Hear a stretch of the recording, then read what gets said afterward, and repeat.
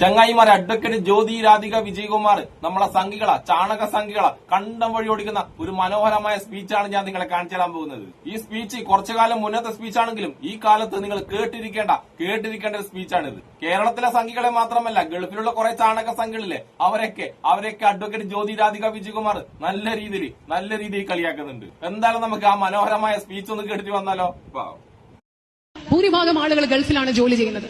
ഇന്ന് ഹിന്ദു സമുദായത്തിൽപ്പെട്ട ആളുകളോട് ഇവിടെ എത്തിച്ചേർന്നിട്ടുള്ള സഹോദരങ്ങൾ നിങ്ങൾ പറഞ്ഞ് മനസ്സിലാക്കി കൊടുക്കണം. ഇത് കേൾക്കുന്ന ഹിന്ദു സമുദായത്തിൽപ്പെട്ട ആളുകളോട് ഒരു കാര്യം ചോദിക്കാൻ ആഗ്രഹിക്കുന്നു. നിങ്ങളുടെയൊക്കെ വീടുകളിൽ ഗൾഫിൽ പോയി ജോലി ചെയ്യുന്ന എത്ര മനുഷ്യരുണ്ട്?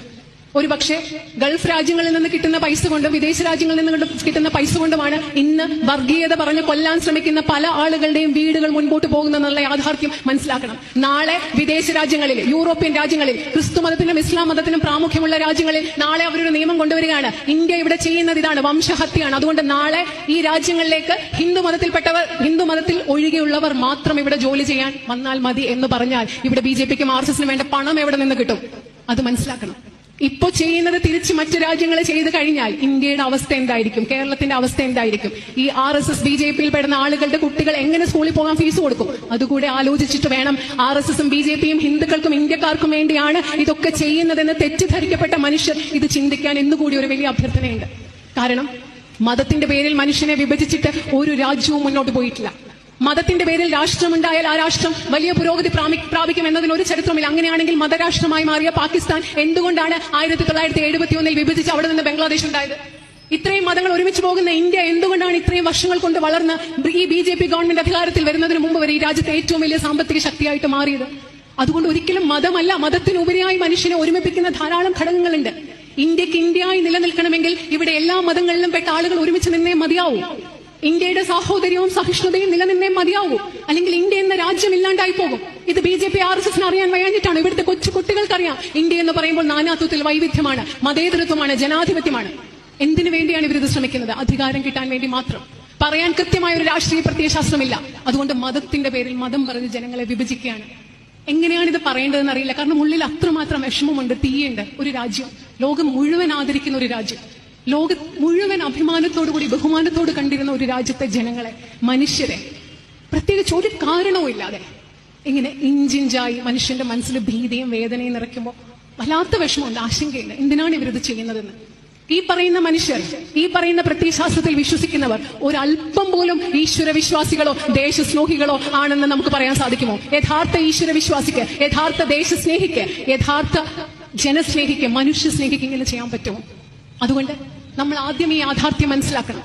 നമ്മുടെ മുൻപിലുള്ള രണ്ടാമത്തെ ചോദ്യം, ഈ യാഥാർത്ഥ്യം മനസ്സിലാക്കി കഴിഞ്ഞാൽ നമ്മൾ ഇതിനോട് എങ്ങനെ പ്രതികരിക്കണം? നമ്മുടെ സമരങ്ങളെ നമ്മൾ എങ്ങനെ മുൻപോട്ട് കൊണ്ടുപോകണം? അത് വളരെ പ്രധാനപ്പെട്ടതാണ്. നേരത്തെ പറഞ്ഞതുപോലെ ഓരോ നിമിഷവും ഈ സമരത്തിന്റെ ഭാഗമാകുമ്പോൾ ഓർക്കണം, അറിയാം എനിക്ക് വളരെയധികം ബുദ്ധിമുട്ടുണ്ട്. എന്റെ സഹോദരങ്ങളെ, എന്റെ കൂടെയുള്ള ഇന്ത്യക്കാരെ മതത്തിന്റെ പേരിൽ, മനുഷ്യരെ ഇവര് ഇല്ലായ്മ ചെയ്യാൻ ശ്രമിക്കുകയാണ്. പക്ഷേ എവിടെ തുടങ്ങിയോ അതവിടെ നിർത്താൻ, ഈ രാജ്യത്ത് മുഴുവൻ ഇത് പടരാതിരിക്കാൻ നമ്മൾ ശ്രമിക്കേണ്ട ഒരു ഉത്തരവാദിത്വം നമുക്കുണ്ട്. വർഗീയതയുടെ കാട്ടു തീ പടർത്താൻ അവർ ശ്രമിക്കുമ്പോൾ നമ്മൾ എന്ത് ചെയ്യണം? നമ്മുടെ കയ്യിൽ ഒരു കപ്പ് വെള്ളമാണ് ചിലപ്പോൾ ഉണ്ടാവുക. പക്ഷെ ആ വെള്ളം ഒഴിച്ചാൽ തീ അണയ്ക്കാൻ നമ്മൾ ഓരോരുത്തരും ശ്രമിച്ചുകൊണ്ടിരിക്കണം. എങ്ങനെയാ അത് ചെയ്യുന്നത്? അറിയാണ്ട് പോലും നമ്മുടെ മനസ്സിൽ വർഗീയമായ ചിന്ത വരാൻ പാടില്ല. ആർഎസ്എസും മോദിയും ചെയ്യുന്നതിന്, അമിത്ഷായും ചെയ്യുന്നതിന് ഉത്തരവാദികൾ ഇവിടുത്തെ ഹിന്ദു സമൂഹമല്ല എന്ന് മുസ്ലിം സമുദായത്തിൽപ്പെട്ട ആളുകൾ മനസ്സിലാക്കണം. നരേന്ദ്രമോദിയും അമിത്ഷായും ഞങ്ങളെ പ്രതിനിധാനം ചെയ്യുന്നു എന്ന് പറയുമ്പോൾ അത് ഏറ്റവും വലിയ നുണയും വഞ്ചനയും കാപട്യവുമാണെന്ന് മനസ്സിലാക്കാൻ ഹിന്ദു സമുദായത്തിൽപ്പെട്ട ആളുകൾ മനസ്സിലാക്കണം. ന്യൂനപക്ഷ സമുദായത്തിൽപ്പെട്ട ആളുകൾ ഞങ്ങളുടെ സഹോദരങ്ങളാണ്.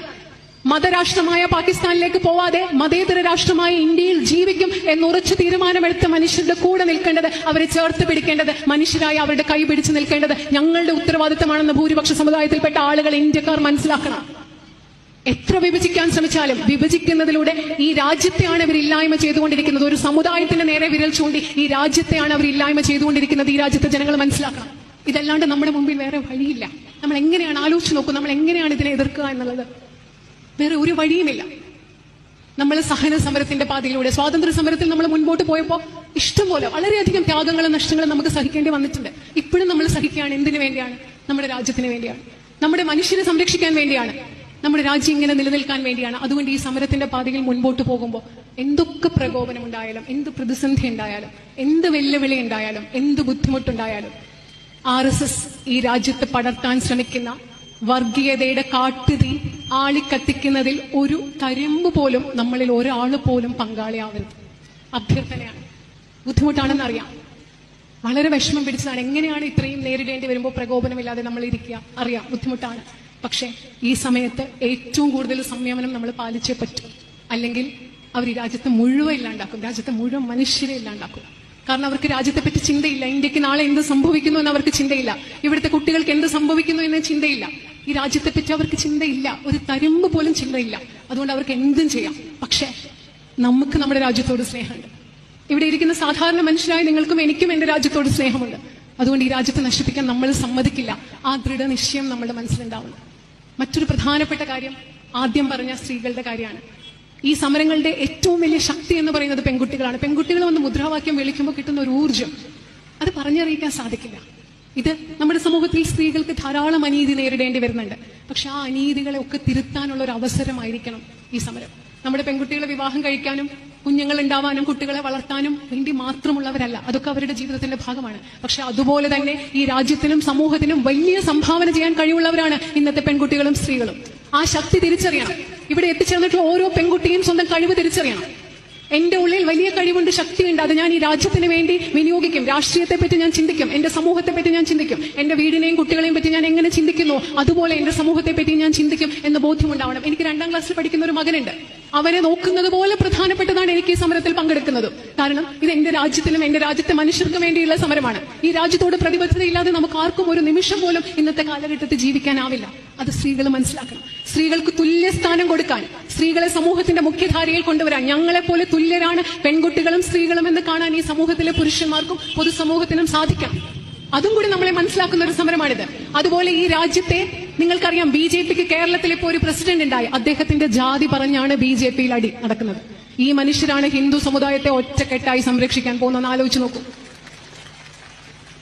ജാതി വ്യവസ്ഥയ്ക്കെതിരെ, മനുഷ്യനോട് കാട്ടിക്കുന്ന ജാതിയുടെ പേരിൽ കാട്ടുന്ന ക്രൂരമായ വിവേചനത്തിനെതിരെ നമുക്ക് പോരാടാൻ സാധിക്കണം. പൈസയില്ലാത്ത സാധാരണ മനുഷ്യനോട് കാണുന്ന വിവേചനത്തിനെതിരെ പോരാടാൻ സാധിക്കണം. ഭരണകൂടത്തിന്റെ അടിച്ചമർത്തത്തിനെതിരെ പോരാടാൻ സാധിക്കണം. നമ്മുടെ യുവജനങ്ങളെ അടിച്ചമർത്തി, നമ്മൾ കണ്ട JNUവിലെയും ജാമിയ മില്ലയിലെയും കുട്ടികളെ എന്തുമാത്രമാണ് അവരോട് ക്രൂരമായിട്ട് പെരുമാറിയത്. ഞങ്ങളുടെ കുട്ടികളെ അടിച്ചമർത്തുന്നതിനെതിരെ നമുക്ക് ശബ്ദിക്കാൻ സാധിക്കണം, പോരാടാൻ സാധിക്കണം. അതുമാത്രമല്ല, നമ്മുടെ അടുത്ത തലമുറയെ, ഫാഷിസത്തെ ശക്തമായി ചോദ്യം ചെയ്യാൻ കെൽപ്പുള്ള, അനീതി കാണുമ്പോൾ ശക്തമായി പ്രതിരോധിക്കാൻ കഴിയുന്ന, പോരാട്ട വീര്യമുള്ള, സമരോത്സുകരായ കുട്ടികളായി നമ്മുടെ അടുത്ത തലമുറയെ വളർത്തേണ്ട ഒരു വലിയ ഉത്തരവാദിത്വം നമുക്കുണ്ട്. നമ്മുടെ കുഞ്ഞുങ്ങളോട് പറയണം, ഇന്ത്യയെ പറ്റി പറയണം, രാജ്യത്തെ പറ്റി പറയണം, മതേതരത്വത്തെ പറ്റി പറയണം, ഫാഷിസത്തെ പറ്റി പറയണം, വർഗീയതയ്ക്കെതിരെ സംസാരിക്കാൻ അവരെ ശക്തരാക്കണം, മനുഷ്യരായി അവരെ വളർത്തണം. ഇതും നമ്മുടെ ഉത്തരവാദിത്തമാണ്.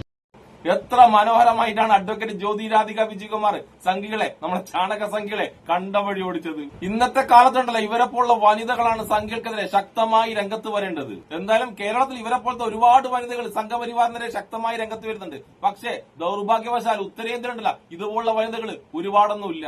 അതുകൊണ്ട് മാത്രമാണ് സംഘികളൊക്കെ ഉത്തരേന്ത്യയിൽ ഇങ്ങനെ വളർന്നു പോകുന്നത്. എന്നാൽ ഈ കാര്യങ്ങളെ കേട്ടിട്ട് കുറച്ചെങ്കിലും ബുദ്ധിയും വിവരം വരേണ്ടത് കേരളത്തിലെ സംഖ്യക്കല്ല, ശരിക്കും പറഞ്ഞാല് ഗൾഫിലുള്ള സംഖ്യക്കാണ്. അതായത് കേരളത്തിലെ സംഖ്യകളെക്കാളും വർഗീയതയുള്ള ഗൾഫിലെ സംഖ്യകളിലെ അവർക്കാണ് കുറച്ചെങ്കിലും ബുദ്ധിയും വിവരം വരേണ്ടത്. അതായത് ഗൾഫ് രാജ്യങ്ങളെങ്ങാനുണ്ടല്ല മതം നോക്കി ജോലിക്കാരെ എടുക്കാൻ തുടങ്ങിയിട്ടുണ്ടെങ്കിൽ സംഖ്യകളെ, ഗൾഫിൽ ജോലി ചെയ്യുന്ന സംഖ്യകളെ, നിങ്ങളെ വീട് പട്ടിണിയായിരിക്കും, നിങ്ങളെ മൊത്തമുള്ള കുടുംബം മൊത്തം പട്ടിണി കടന്ന് ചാകേണ്ടി വരും. അതുകൊണ്ട് കേരളത്തിലുള്ള സംഖ്യകൾ മനസ്സിലാക്കിയില്ലെങ്കിലും ഗൾഫിൽ ജോലി ചെയ്യുന്ന കേരളത്തിലെ സംഖ്യകളെക്കാളും വർഗീയതയുള്ള ഗൾഫിലുള്ള സംഖ്യകളിലെ അവർ ഈ കാര്യം മനസ്സിലാക്കിയാൽ അത്രയും നല്ലത്.